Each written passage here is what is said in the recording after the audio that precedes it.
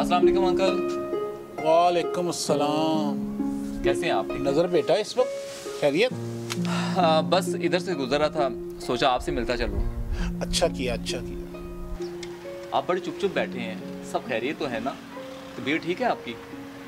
हाँ नज़र बेटा, तबीयत तो ठीक है, बस नूर बेटी की शादी की वजह से परेशानी रहती है। तुम्हें तो पता है कितने रिश्ते आए हैं, सबकी एक ही डिमांड, नूर बेटी का जहेज क्या होगा। माना कि ऐसा है, लेकिन दुनिया अभी भी अच्छे लोगों से खाली नहीं हुई। काश नूर बेटी की माँ जिंदा होती तो वो उसके लिए रिश्ता तलाश करती। आप फिक्र ना करें, हम दोनों मिलकर उसके लिए कोई अच्छा ही रिश्ता तलाश करेंगे। हाँ, जैसे पहले रिश्ते आए हैं, वक़्त की बर्बादी। नज़र बेटा, ऐसा ना हो हमारी बेटी नूर की उम्र गुजर जाए। अरे कोई उम्र नहीं निकल रही, नूर पढ़ी लिखी लड़की है और सिर्फ जहेज ना होने की वजह से हम उसका कोई गलत फैसला नहीं कर सकते। कह तो तुम ठीक रहे हो, और हाँ याद आया, वो जो रिश्ता तुम बता रहे थे उसका क्या बना? मैं वही तो बताने आया था कि वो लोग इतवार को आ रहे हैं, आप नूर को बता दीजिएगा। और अब मैं चलता हूँ, बस आपने मुझसे एक वादा करना है कि आपने जहेज की बात को लेकर बिल्कुल भी परेशान नहीं होना। चलो ठीक है। अच्छा मैं चलता हूँ, ध्यान से जाना बेटा। अपना ख्याल रखिएगा। अल्लाह हाफिज़। अल्लाह हाफिज़। अल्लाह हाफिज़।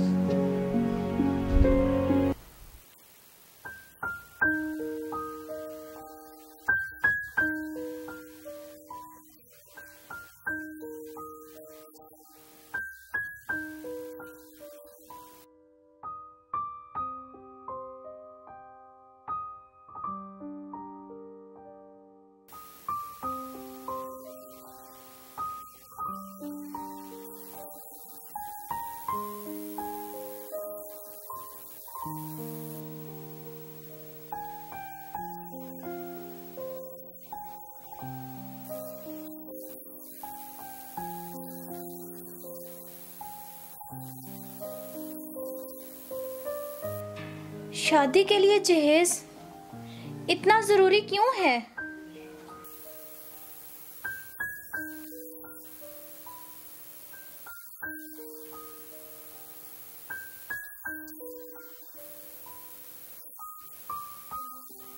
अब्बू, वो जो मेरी क्लास फेलो थी ना नाहिदा, उससे तलाक हो गई है। उसके माँ बाप ने तो उसे जहेज में बहुत कुछ दिया था।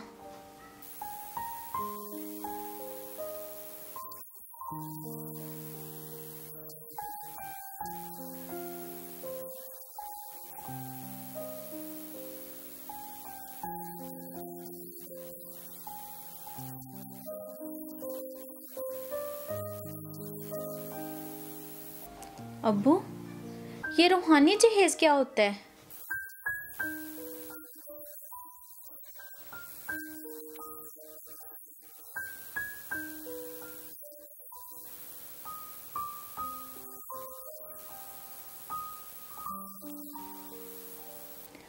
फिर हम लोग क्यों इतना जहेज जहेज करते हैं? क्या नबी सल्लल्लाहु अलैहि वसल्लम की पैरवी नहीं कर सकते?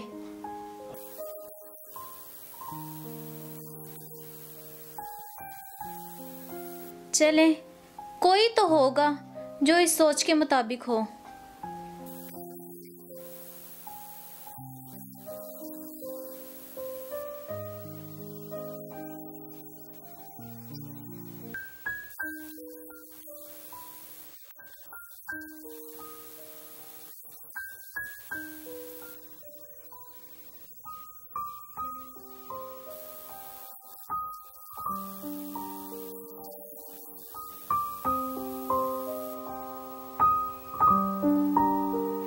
आइए आइए। अस्सलाम वालेकुम अंकल। वालेकुम अस्सलाम। ये चौधरी करामत है जिनका मैंने आपसे जिक्र किया था। माशाल्लाह माशाल्लाह, बैठिए जनाब। जी शुक्रिया शुक्रिया। माशाल्लाह नज़र बेटे ने आपकी बड़ी तारीफ की है कि बड़े इज़्ज़तदार लोग हैं आप। बस जी अल्लाह का करम है, इज्जत देने वाली वो ज़ात है। ऐसे आपका बेटा करता क्या है? वो जी करना क्या है, मेरी सारी जायदाद का अकलौता वारिस है वो, इसलिए मैंने उसको ज़्यादा पढ़ाया लिखाया भी नहीं है। और वैसे ज़्यादा पढ़ लिख के कौन सा उसने नौकरी करनी है। आपकी बेटी क्या करती है? नज़र ने बताया कि माशाल्लाह बड़ी पढ़ी लिखी है।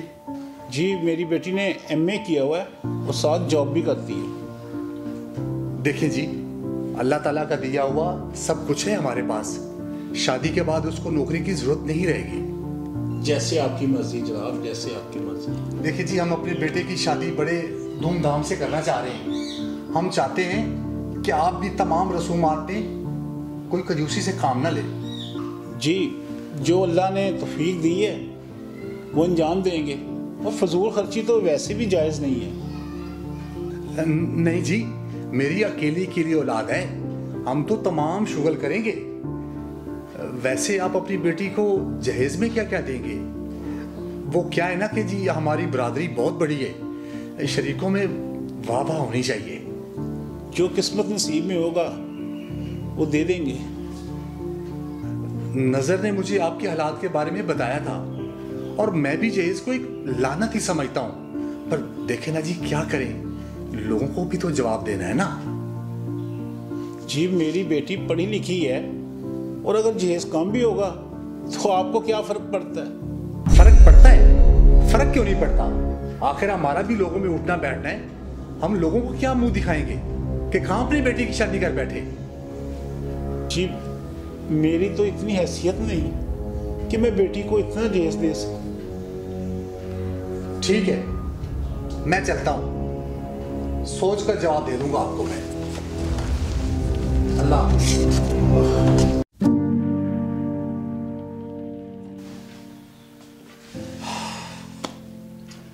लोगों को तो जहेज मांगने में जरा सी भी शर्म नहीं रही। लोगों ने तो शादी को कारोबार बना लिया। लगता है जहेज के काले नाग ने सारे माशरे को ही डस लिया। मैंने आपसे यही कहना था कि आप मेरे लिए रिश्ते लाना बंद कर दें। अब्बा ने आपको भी मुश्किल में डाला हुआ है। नहीं नहीं, ऐसी कोई बात नहीं है। अंकल ने मुझे कहा था कि इन लोगों से मिलवा दूं, तो मैंने मिलवा दिया। बल्कि मैं शर्मिंदा हूँ, मुझे उन लोगों को पहले ही बता देना चाहिए था। नहीं, ऐसी कोई बात नहीं है। आपने तो अपनी तरफ से पूरी कोशिश की है। अब लोगों की जुबानों को पकड़ तो नहीं सकते। ठीक कहा आपने, लोग बेहिस हो गए हैं। जहेज की लानत ने लोगों के अखलाक को तबाह कर दिया है। आप परेशान ना हो, दुनिया भले लोगों से अभी खाली नहीं हुई, और आपने तो अपनी बेटी को उस जहेज से नवाजा है जो हर वालिदैन को अपनी औलाद को देना चाहिए। काश कि सब लोगों की सोच आपकी तरह होती। बहुत शुक्रिया आपका। अच्छा अब मैं चलता हूँ, आपने अंकल का ख्याल रखना है। अल्लाह हाफिज। अल्लाह हाफिज।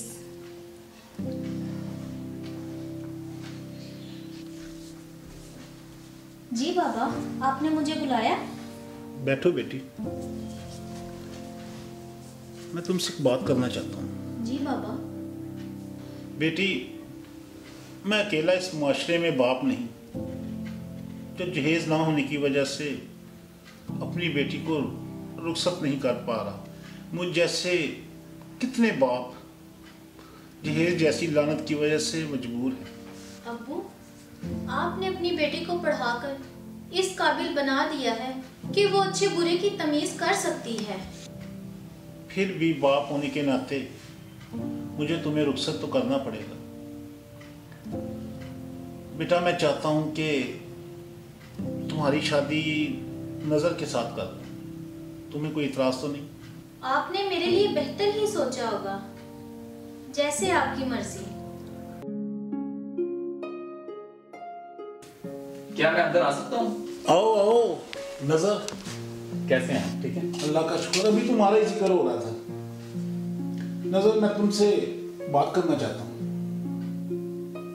जी, आपको कुछ भी कहने की जरूरत नहीं है, मैंने आपकी सारी बातें सुन ली हैं। मैं जहेज के चक्कर में अपनी बेटी खोना नहीं चाहता। तुम्हें तो पता है कि हमारे पास जहेज नहीं है। अगर तुम्हें कोई इतराज ना हो तो मैं अपनी बेटी की शादी तुमसे कर दूं। अंकल, मैं जहेज लेने और देने वाले दोनों के खिलाफ हूं। जब एक बाप अपने जिगर का टुकड़ा किसी को दे देता है तो बाकी क्या रह जाता है? मैं सिर्फ प्यार, मोहब्बत और खुलूस के रिश्ते चाहता हूं। मैं जहेज पे लानत देता हूं, लानत देता हूं।